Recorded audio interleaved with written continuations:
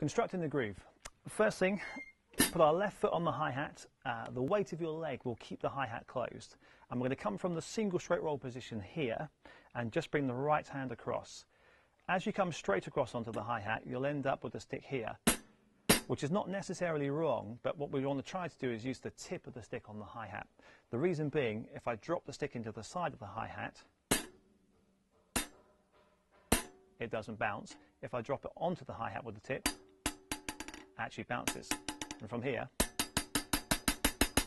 later I can use that what we call rebound or bounce to help me play faster.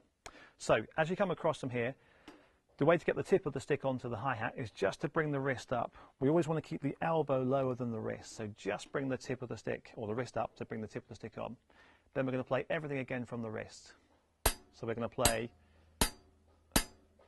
4 notes on the hi-hat. So we're going to count 4 beats. So 1, 2, 3, 4. 1, 2, 3, 4. Just loop this exercise around until you're happy with the sound. And then we're going to add on our next bit. The left hand is still in this position from the single stroke roll, so now we're going to play the snare drum on beat number 2 and on beat number 4. So this will sound a little bit like this. 1, 2, 3, 4. 1, 2, 3, 4. Again, still trying to play from the wrist and still from that single stroke roll position, so the left hand hasn't moved at all. What you may find on beat 2 and 4 is you may have a bit of this. 1, 2, 3, 4. So if the sticks are colliding on beat number 2 and 4, bring both hands up together. So we go 1, both hands up, 2, and then 3, both hands up, 4.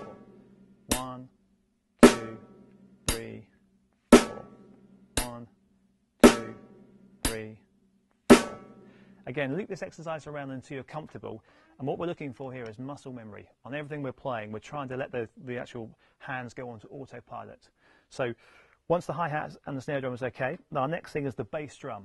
So foot flat on the pedal. There are various different techniques we can use, but to start off with, foot just flat on the pedal and then just push down.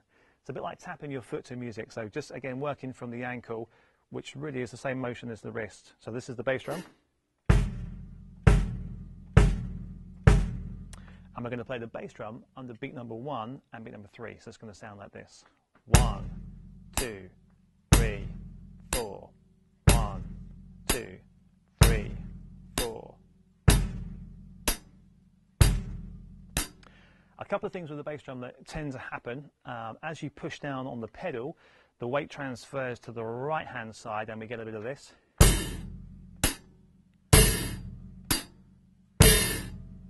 So if this happens at the start, that's perfectly normal, and after a while you'll find your balance will be separated out between the top half and the bottom half of your body. Also, a couple of other classics to watch out for are bass drum on beat 1,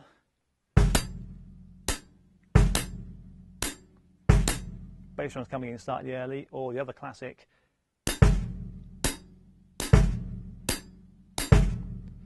so we've got to make sure the bass drum and the hi-hat actually land together.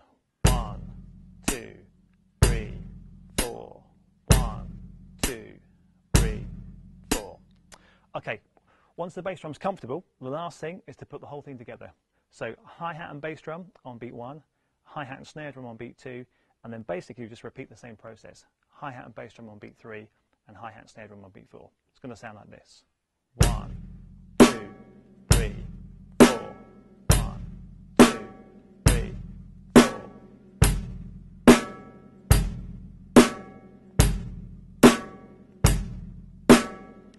Again, let that sort of settle in. Once you're comfortable, maybe try a little bit more speed.